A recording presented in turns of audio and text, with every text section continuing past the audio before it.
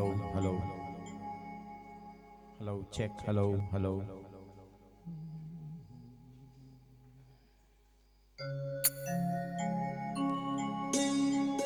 वर्णिवेश रमणीय दर्शनम मंदहास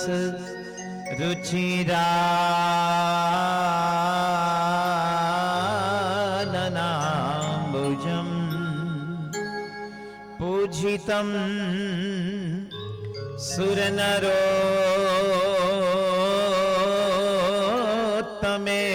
सुरनरोत्तमेर्मुदा धर्मनन्दनमहं विचिन्तये वन्दे श्रीपुरुषोत्तमं च परमं धामाक्षरं ज्ञानदं वन्दे प्रागजिभक्तमेवमनघं ब्रह्मस्वरूपं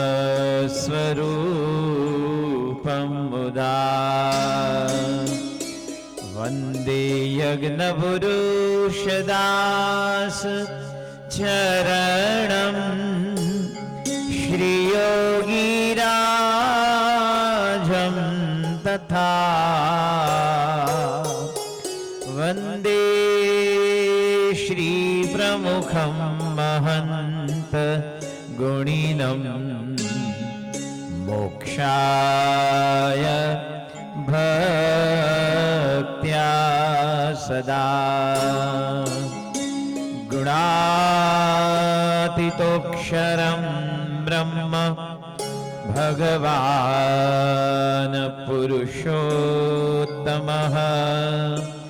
जनो जानन्निदं सत्यं मुच्यते भवबन्धनात् हरिगुण गाने को चहु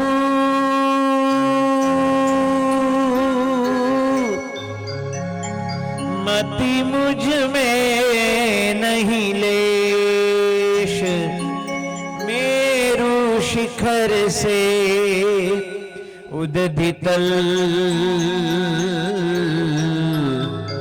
नाप रहा कीटवेश नाप रहा कीटवेश। श्री स्वामीनारायण भगवाननी जय। अक्षर पुरुषोत्तम महाराजनी जय। गुणातीतानंद स्वामी महाराजनी जय। भगत जी महाराजनी जय। शास्त्री जी महाराजनी जय। योगी जी महाराजनी जय। प्रमुख स्वामी महाराजनी जय। गुरु हरि महंत स्वामी महाराजनी जय। प्रमुख स्वामी महाराज शताब्दी महोत्सवनी जय। बदलपुर मंदिर रजत जयंती महोत्सवनी जय।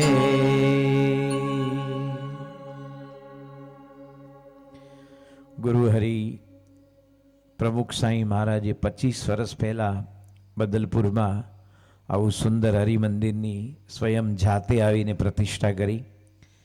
જે ગુરુએ 1200થી વધારે મંદિરો બનાવ્યા। Chicago, Houston, Nairobi, London, Atlanta, Toronto આ વિદેશના મંદિરોમાં જેણે પ્રતિષ્ઠા કરી। 2 ભવ્ય અક્ષરધામ ગાંધીનગર અને દિલ્હી અક્ષરધામમાં જેણે પ્રતિષ્ઠા કરી, એ જ સત્પુરુષ આપણા ગામમાં આવીને આ મંદિરની પ્રતિષ્ઠા કરી ગયા। એની શોભા તો જુઓ। દુનિયામાં મંદિરો ઘણા થાય, પણ જેની પ્રતિષ્ઠા પ્રમુખ સાંઈ મહારાજ કરે। કીટોપી સુમન સંસર્ગાત આરોહતી સતામ શિરઃ અશ્માપી આતિ દેવત્વમ મહદ્ભી સુપ્રતિષ્ઠિતમ. શાસ્ત્રોમાં લખ્યું છે કે નાનો કીડો જીવડું હોય નાનકડું, અને ગલગોટા અને ગુલાબની ખેતીમાં એ હોય બિચારું કોઈક જગ્યાએ, એ કીડાને થાય કે મારે પણ બદલપુર મંદિરમાં ઠાકોરજીના ચરણમાં આળવટવા જવું છે, પણ જ્યાં ખેતર હોય ને કોઈ પણ જગ્યાએ, ખેતર તો ગામથી દૂર હોય, અને કીડો હાલતો હાલતો નીકળે, તે કેટલી બધી સાયકલો અને મોટરસાયકલ ને ગાડી ને ટ્રેક્ટર ને એની વચ્ચે તો એ ક્યાંય છૂંદો થઈ જાય, સેન્ડવિચ થઈ જાય એની. પણ એ ગુલાબના ગોટાની વચ્ચે કીડો આવી ગયો હોય, ભૂલથી બેસી ગયો હોય, અને એવા 4-5 ફૂલ તમે ભગવાનના ચરણમાં મૂકો, એ નિરાતે ભગવાનના ચરણમાં આળોટે. એટલે કે કીડો એને ફૂલનો સંગ થાય તો ભગવાનના ચરણ સુધી જવાનું મળે.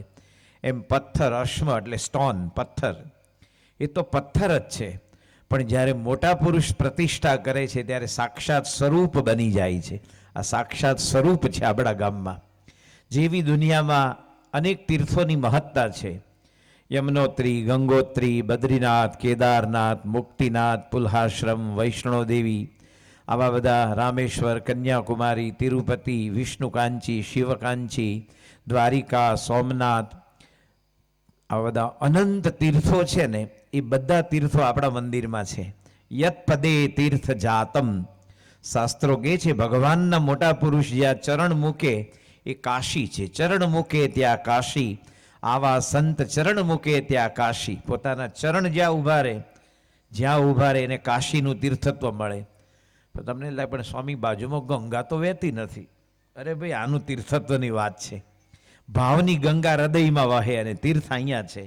તો આવું મહાન તીર્થ, એને 25 વર્ષ થયા.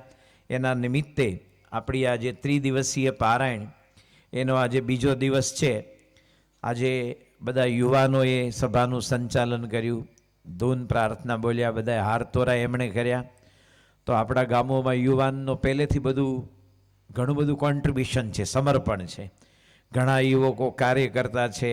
આપણા બોચાસણમાં બાપા પહેલાં 3 પૂનમ કરવા આવતા, કાર્તિક પૂનમ, ચૈત્રી પૂર્ણિમા અને ગુરુ પૂર્ણિમા. અને બીજા પણ ઉત્સવ હોય, કદાચ તમને ખ્યાલ નહીં હોય, 1981માં જ્યારે ભગવાન સ્વામિનારાયણ દ્વિશતાબ્દી ઉત્સવ ઉજવાયો ત્યારે આપણે બદલપુરના કેટલા કાર્યકર્તાઓ એમાં હતા. સામાન્ય રીતે એક ગામમાંથી 11 કાર્યકર્તા હોય ને તો એ લોકો મોટું ગ્રુપ ગણાય કે અમે ગામમાંથી 11 જણા આવ્યા છીએ.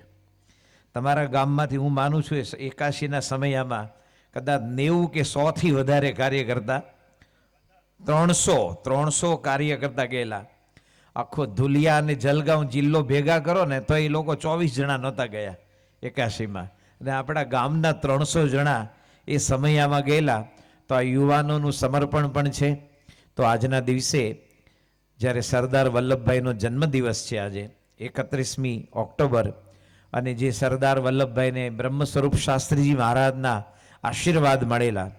કારણ કે શાસ્ત્રીજી મહારાજે જ્યારે વડતાલ છોડ્યું અને દિવસ હતો કાર્તિક સુધી એકાદશી એ બધું વડતાલમાં ડામાડોળ થયું. અને શાસ્ત્રીજી મહારાજ મોટો ઉપવાસ, નિર્જળા ઉપવાસ, અને ભંડારમાં જમવા ગયા તો એમની ખીચડીમાં ઝેર ભેળવવામાં આવેલું. એમને કોળિયો લીધો, ખબરે પડી કે આ ઝેર છે, પણ ભગવાનની પ્રસાદીનો અનાદર કેમ કરાય. પણ પછી આગળ બધું સંતોએ જમવા ન દીધા. અને હરિભક્તો બધા નડિયાદ ને નાર ને એ બધા જે પટેલો હતા, બીજા ઘણા બધા હતા, એણે કીધું કે આપણે અહીંયા રહેવું જ નથી હવે. ત્યારે શાસ્ત્રી મહારાજ બોલ્યા કે મારા ગુરુ ભગતજી મહારાજે મને કીધેલું કે તારા રાઈ જેવા ટુકડા થશે તો હું સાંધી દઈશ, પણ વડતાલનો દરવાજો છોડતો નહીં. ત્યારે કૃષ્ણજી અદા, જેણે ગુણાતીત સ્વામીની સાક્ષાત સેવા કરેલી, 3 જે સમકાલીન યુગ પુરુષો ગણાય, ભગતજી મહારાજ, જાગા સ્વામી અને કૃષ્ણજી અદા, એ 3ય ગુણાતીત સ્વામીની પ્રત્યક્ષ સેવા કરેલી એવા સિદ્ધ પુરુષો હતા. એ કૃષ્ણજી અદાએ કીધું કે શિક્ષાપત્રીમાં લખ્યું છે કે જે પોતાનું વતનનું ગામ હોય પણ જો દેશકાળ વિપરીત હોય ત્યાં રહેવાથી પોતાનું જાનનું જોખમ હોય અને માન પ્રતિષ્ઠાને આબરૂનું ધોવાણ થતું હોય તો વતનનું ગામ હોય એ પણ છોડીને બીજે ગામ જવું અને સુખેથી રહેવું. ત્યારે અહીંયા જ્યારે તમારે જાન ઉપર ખતરો છે તો તમે અહીંથી નીકળો. ત્યારે શાસ્ત્રી મહારાજે કીધું કે તમે બોલ્યા એ સાક્ષાત ભગતજી બોલ્યા છે એવું સમજીને વડતાલનો દરવાજો છોડ્યા. પણ યાદ રાખજો કે એમને નિર્જળા ઉપવાસ હતો, પારણા તો કર્યા જ નથી, કારણ કે ખીચડીમાં ઝેર હતું.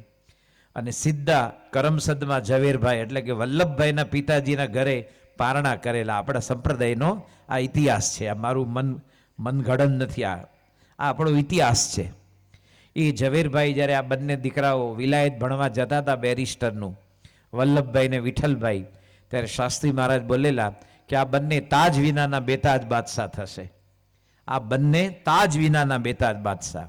અને જો વલ્લભભાઈ ન હોત તો તમારે જુનાગઢ જવાના વિઝા લેવા પડત, ત્રાવણકોર જવાના વિઝા લેવા પડત, હૈદરાબાદ જવું હોત ને તો વિઝા લેવા પડત, કારણ કે આ બધા ના પાડતા હતા અમે અખંડ હિન્દુસ્તાનમાં ભેગા નહીં થઈએ.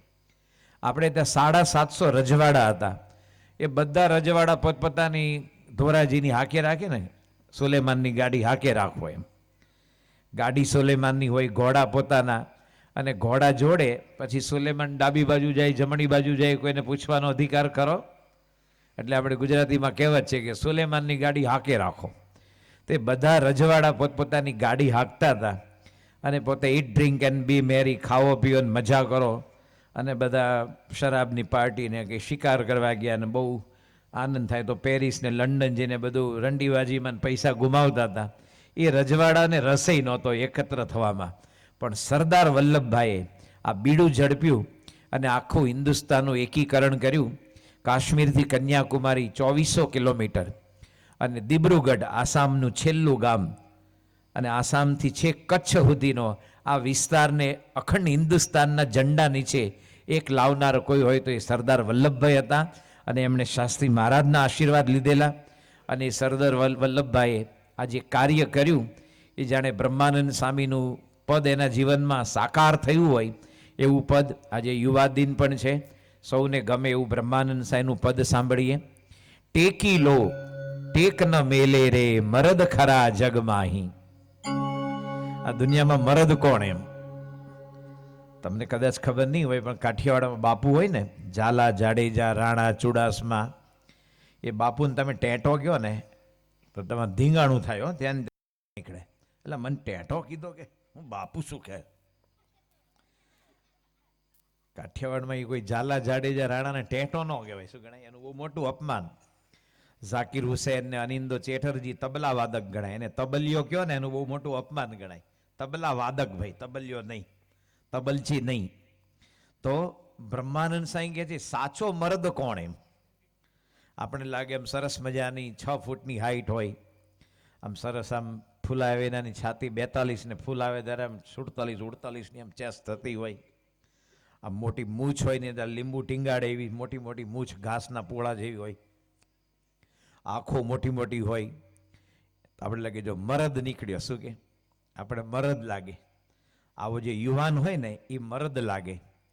અમે નાના હતા ને કેવેન્ડર સિગરેટની જાહેરાત આવતી કે મરદ કી પહેચાન કેવેન્ડર્સ પીવો, આવી સિગરેટ આવતી. જો સિગરેટ પીવાથી મરદ થવાતું હોય તો તુકારામ, નામદેવ, એકનાથ, મીરાબાઈ, નરસિંહ મહેતા, પ્રેમાનંદ, બ્રહ્માનંદ, દાદા ખચર, પર્વતભાઈ, જનક, અંબરીશ, આ લોકો કોઈ સિગરેટને અડ્યા જ નથી. અને હું બાઈલા કહેશો આપણે? આ તો બધી જાહેરાત છે. જાહેરાત વાળો તો તમારું મગજને ધોવે એનું આમ જાહેરાત ગણાય. શું ગણાય? તમારા માથે એકેય વાળ ન હોય પણ કાસકાવાળો એવી જાહેરાત કરે ને તમને ચાલો લઈ લઈએ, 2-4 વર્ષે ઉગશે ખરા. 62 વર્ષે ન ઉગે પૈસા, પછી પ્લાન્ટેશન કરાવવું પડે, એનો ખર્ચો બહુ આવે પાછો. અને પાછા આલા બ્રશના વાળ જેવા હોય, આ કુદરતી જેવા ન હોય. તો જાહેરાત એનું નામ ગણાય. કે નોર્થ પોલમાં જેને એસ્કીમો છે, જ્યાં -27-28 ડિગ્રી ગરમી ઠંડી હોય. હમણાં સંતો ન્યૂઝીલેન્ડથી આવેલા ને, એણે કીધું કે અમારી દાળ ભાત, રોટલી, શાક, ખીચડી, ભજીયા, મુઠિયા, પતરવેલિયા, ખમણ, કોઈ પણ આઈટમ 72 કલાક 84 કલાક બહાર પડી રહ્યો તો બગડે નહીં, એટલી ઠંડી હોય. શું કે આપણે તો ઉતરી જાય, સવારનું ખીચડી હોય ને સાંજે તો ઉતરી જાય, એવી ગરમી હોય છે. એ કે અમારે 84 કલાક સુધી એનો કોઈ ટેસ્ટ બદલાય નહીં, એકેય માખી નથી ન્યૂઝીલેન્ડમાં, એકેય મચ્છર નથી, આટલી ઠંડીમાં રહે નહીં એમ. તો આપણે જે વાત કરીએ છીએ કે ફ્રીજની જાહેરાત કરનારો એસ્કિમો પ્રદેશમાં જઈને મારો બેટો ફ્રીજ વેચી આવે. હવે જ્યાં બરફનો ઢગલા જ છે તો જ્યાં મૂકીશ ત્યાં તારું એપલ ઠંડુ થઈ જશે. ઠંડુ તો હું આમ પથરા જેવું થઈ જાય એમ. પણ એનું નામ જાહેરાત ગણાય. તો મરદ કી પહેચાન કેવેન્ડર્સ પીવો. એમાં કેટલાક જણા પેલું બાઇક લે ને, હું વડોદરા હતો તે અમારે એક યુવક છે અશોક પીઠિયા, મને કે સ્વામી મારું બાઇકનું તમે પૂજન કરો. તે બાઇક બહુ સરસ હતું. મેં કહ્યું આ તો જુદું છે. મને કે સ્વામી આ બહુ એક્સ્ટ્રા ઓર્ડિનરી છે, કેટલી કિંમત હશે? એટલે મેં હું 1.5 લાખ. તો કે હજી વધારે ગયો. તો અમારે તો આ મીંડા જ વધારે વધારવાનું છે ને કમાવાનું તમારે. મેં કહું ભાઈ 3 લાખ. તો કે હજી વધારે. મેં હું 5 લાખ. તો કે સ્વામી આની કિંમત 18 લાખ છે. કે શું તે ઓલું ધૂમ 2માં આવેલું ને એવું હતું એ. કે 18 લાખનું બાઇક છે. તો 18 લાખનું બાઇક હોય અને યુવાન ચલાવતો હોય, સરસ મજાનો ઇન્શર્ટ કર્યો હોય, માથે આમ આંખો પર ગોગલ્સ હોય, ફેરારીના ગોગલ્સ, માથે ટોપી પહેરી હોય, એમાં ટોપીનું છાપરું હોય ને અહીંયા, એ ખરેખર આપણી આંખ ઉપર તડકો ન આવે એના માટે. પણ જુવાનિયા પાછા જુવાન હોય ને તે ટોપી આમ ઊંધી રાખે, આમ રાખે છાપરું. પછી ચશ્મા અહીંયા પહેરવાના એમ તમે થોડા નીચે ઉતારે આમ કરે, અને ઉપરના 2 બટન ખુલ્લા રાખે શર્ટના. અને ધૂમ 2 છે ને આમ ઝિગઝેગ ચલાવે, જેમ સાપ ચાલે ને, સાપની ચાલ કેવી આમ છે, આમ ધૂમ ધૂમ કરતું બાઇક જતું હોય, 2 બટન ખુલ્લા હોય, અને સ્પીડમાં બાઇક જાય એટલે પવન છાતીમાં અથડાય, કારણ કે બટન ખુલ્લા છે. એને કારણે ઇનશર્ટમાં ફૂગો ભરાય મોટો. પોતાનો પાછળ શર્ટમાં ફૂગો થયો હોય અને જતો હોય તો બધા માણસો શું કે, હે મારો વાલો જુવાનીઓ ઉપડ્યો કે મરદ ઉપડ્યો. શું કે આ બધા મરદ તો ગમે ત્યારે ઘરડાથી ને રાગ જોડે રાગ થવાના છે. તેરે જૈસે લાખો આએ, લાખો ઇસ માટી ને ખાए, तेरे जैसे लाखों आए, लाखों इस माटी ने खाए, रहा न नाम निशान ओ बंदे, झूठी तेरी शान रे, मत कर तू अभिमान, मत कर तू अभिमान ओ बंदे, झूठी तेरी शान रे, मत कर तू अभिमान. तेरे जैसे, તેરે એટલે મારા જેવા, ફક્ત તમારા જેવા નહીં, નહીં તો ઓલું ભજન જેવું થાય. બાપા લંડનમાં હતા ને, તેમાં આપણા અક્ષર પુરુષ સ્વામી છે, એના ફાધર ઈશ્વરભાઈ પટેલ, એ મૂળ પલાણાના. પહેલાં ઝીંઝા હતા, પછી ઈદી અમીને બધાને તગેડી મૂક્યા કે બધા એશિયન નીકળી જાઓ કે. તો બધા એશિયનને તગેડી મૂક્યા. બધાને 1000 એકરના શેરડીના ખેતર હતા, કોફીના. પણ ઊભે પગે બિચારા ખાલી હાથે કાઢી મૂક્યા, 1 પૈસો લેવાનો દીધો ઈદી અમીને. સરહદ ઉપર તમારી વીંટી હોય ને તો વીંટી ખેંચી નાખતા હતા, અને કંઈક દાંત સોનાનો હોય એ ભાડ્યો તો તોડી નાખતા, કે બીજો નાખાવ છે, આ સોનું આપી દેશું. કે સારું કેવું લાગે, આપણે મોઢામાં કોઈ એનેસ્થેસિયા આપે, એના દાંત તોડે તો કેવી વેદના થાય. એવી રીતે કાઢી મૂકેલા. તે બાપા લંડનમાં હતા, ઇઝલિંગ્ટનમાં 77માં.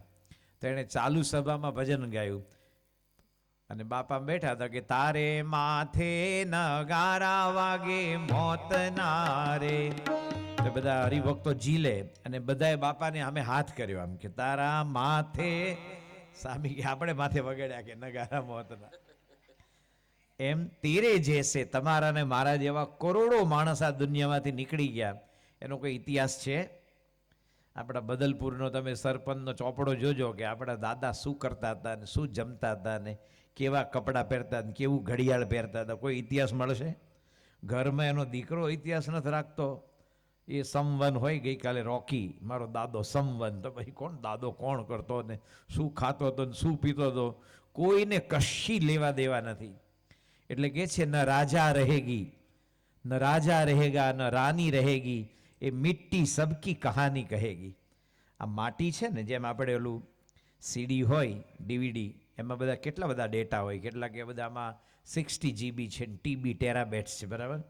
એમાં જમીનના એક રજકણમાં કેટલા ડેટા સચવાયેલા છે, તમે પૂછો તો ખરા કે ભાઈ એ જમીન, એ માટીનું રજકણ, તારી માટીમાં કોણ કોણ સૂઈ ગયા, જવાબ તો આપ મને. તો માટી કહે છે, જો કેટલા નામ સંભળાવું, સિકંદર, અકબર, શહેનશાહ, બધા મોટા મોટો ચંગીઝ ખાન અને બધા પોરસ, ચંદ્રગુપ્ત ને અશોક ને વિક્રમાદિત્ય ને આ બધા મારી જોડે હોઈ ગયા છે કે મોટા મોટા શેઠિયા ને રજવાડાઓ અને બધા યુવાનો હતા કે જ્યારે હોય ત્યારે બધા એને આમ આઇકોન કહે, ઓ આપણા બદલપુરનો આઇકોન, હાય એને જોઈને ખુશ થઈ જઈએ. પણ એને કોઈ પૂછે નહીં, શું કે. તો કહેવાની વસ્તુ કે યુવાન કોણ?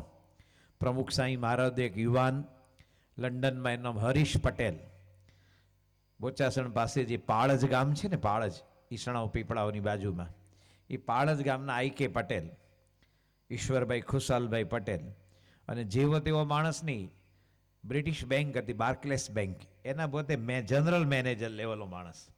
ઇંગ્લેન્ડની બેંક ધોળિયાવે શરૂ કરેલી, એનો જનરલ મેનેજર લેવલનો માણસ, કેટલો મોટો માણસ હશે. એનો દીકરો હરીશ, એ હરીશને 2 5 સ્ટાર હોટલ, કેવી 5 સ્ટાર એટલે ખબર છે તમને કે એના લાયસન્સ જુદા હોય, એનું બિલ્ડિંગ, એનું બાંધકામ, એનું ઇન્ટેરિયર, એના પડદા, એનું એસી, એનો બાથરૂમ, એના ટબ, એનું બધું જ જુદું હોય. આપણે જ્યાં જઈએ કે એટલે ચા બનાવે એટલે પેલો તપેલી હોય ને, એમાં આડું પેલું કેરોસેનની ઓલું શું કે સ્ટવની આડું પતરું બાંધ્યું હોય, એમાં નાખે અને પછી ઓલું સ્ટવ શરૂ થાય અને પછી ચા બનાવે આમ, એને પછી આમ કરે આમ, અને તમને ચા, બીજું એને કોફી બનાવતા આવડે નહીં, ચા બનાવે એમ. તમારે 5 સ્ટાર હોટલમાં દુનિયાભરની આઈટમ આવડી જોઈએ. તમે કોઈ ઇટાલીનો ગયો હોય અને પછી ઇટાલીવાળો કે આપણે કે ભાઈ બાજરાના રોટલા ને રીંગણાનું ભડથું તૈયાર છે, ભાઈ એને ન ભાવે ભાઈ સાહેબ, એને ઇટાલિયન આઈટમ આપવી પડે. કોઈ ચાઇનીઝ આવે તો એને ઓરિજિનલ ચાઇનીઝ. તમારે અહીંયા હમણાં અમે જોયું કાલુ પાસે એક ચાઇનીઝ દુકાન છે, ચાઇનીઝ તેલ છે ને બહુ મોંઘા હોય છે, એના ઓઇલ હોય ને, અવડી બોટલ તમને કહું છું એની 2,500ની કિંમત હોય ઓરિજિનલ. આ કોઈ વાપરતા છે તમને ચાઇનીઝ જે ખવડાવે એ આમ આમ કરીને ગમે તે ભેળું કરીને આપી દેશે, ખાવ તમે. ચીનાઓ કોઈ પણ પ્રકારનું તેલ જ નથી વાપરતા એની ભેળમાં, અને ભેળ ખાતાય નથી, બાફેલું ખાઈ છે. આપણે ચાઇનીઝ કરીને પકડાવે રાખે છે, અને અંદર જે અલગ અલગ બધા તત્વો નાખે છે ને, એ કેટલાક આંતરડાના કેન્સર કરે એવા ખતરનાક વાપરે છે બધા જ ચાઇનીઝ દુકાનોવાળા. તો આ જે 5 સ્ટાર હોટલ હોય એનું લાયસન્સ જુદું, એના રસોઈયા તમને ખબર નહીં હોય, પણ બોમ્બેમાં જે ઓબેરોય શેરોટેન હોટલ છે, ઓબેરોય શેરોટેન 5 સ્ટાર હોટલ છે, એનો જે મેઇન રસોઈયો છે ને, એને અંગ્રેજીમાં ચેફ કહે, ચીફ ચેફ, ચેફ બોલે એને, ચીફ ચેફ સંજીવ કપૂર. એનો વર્ષનો પગાર કેટલો છે? 3.5 કરોડ રૂપિયા. કેટલો? વઘાર કરવાનો. એ વઘાર કરે જુદો, ને આપણો બામણો નડિયાનો તમે 1200 રૂપિયા આપો તો ગમે તેવું વઘારીને ભાગી જાય, એવો જુદો. 3.5 કરોડ રૂપિયાનો પગાર, અને શાક કાપનારો જુદો, એને તો ફક્ત આવીને વઘાર કરીને વયો જાય, પછી હલાવાળો જુદો, કેવું તો એ બધું બીજે હાંચવાનું. આવું મોટું હોય તો આ 5 સ્ટાર હોટલનો માલિક હરીશ, એના લગ્ન હતા ત્યારે એના સસરાએ કીધું કે તારા જેવો આવો ગુણિયલ અને પટેલનો છોકરો તો એ પાછો સત્સંગી, તો મારી દીકરી હું તારા ઘરે આપું છું, તે એક પણ પૈસો હુંડીનો, શું કહેલું દહેજ કે ને, ડાઉરી, તે એક પણ પૈસો દહેજનો માગ્યો નથી. આ વલ્લભભાઈ દહેજના બહુ વિરોધી હતા, સરદાર વલ્લભભાઈ. એ કોઈને ઘરે બેસવા જાય ને, પટેલનો છોકરો પરણાવવાનો બાકી હોય ને, તો સરદાર વલ્લભભાઈ કહેતા કે આ પાડો કેટલામાં કાઢવાનો છે, કે શું કે આ પાડો કેટલામાં વેચવાનો થાય. એટલે ભાઈ હૃદયનો ભાવ હોય તો બધા દહેજ ક્યાં આપી શકે, કેટલા ન આપી શકે, એ તો બિચારા કુંવારા રહે, કમોતે મરે, અને માગણી, અને માગણીનો કોઈ અંત નથી, માણસની ઈચ્છાનો અંત નથી. તો આપણે જે વાત કરતા હતા, હરીશના સસરાએ કીધું કે તારા લગ્ન નિમિત્તે મારે બહુ મોટી કોકટેલ પાર્ટી આપવી છે. કોકટેલ એટલે અલગ અલગ શરાબ હોય ને, એનું મિક્સિંગ કરતા આવડે, એનો આખો કોર્સ છે. જેમ તમે ગ્રેજ્યુએશન થાવ ને, કયો દારૂ એને કેટલા 15 ml લેવાય, એમાં સોડા કેટલી નખાય, એમાં ક્યુબ્સ કેવા નખાવાય, એની પ્યાલી કેવી હોય, એના બધા જે અલગ અલગ જામ છે ને, એની ડિઝાઇન અલગ હોય. એ બહુ મોટું તંત્ર છે આખું, મને ખબર નહીં, પણ એટલું જ મને ખબર છે. તો કે તું જ્યારે મારી દીકરીને તું પરણે છે તો મારે લગ્ન નિમિત્તે લોકોને 40 લાખ રૂપિયાનો દારૂ પાવો છે. શું કે હરીશે કીધું કે જો મારા લગ્ન નિમિત્તે દારૂનું નામ બોલશો ને તો તમારી દીકરી તમારા ઘરે રાખો, કે હું પ્રમુખ સ્વામીનો યુવાન છું, કે હું દારૂને અડું નહીં ક્યારે.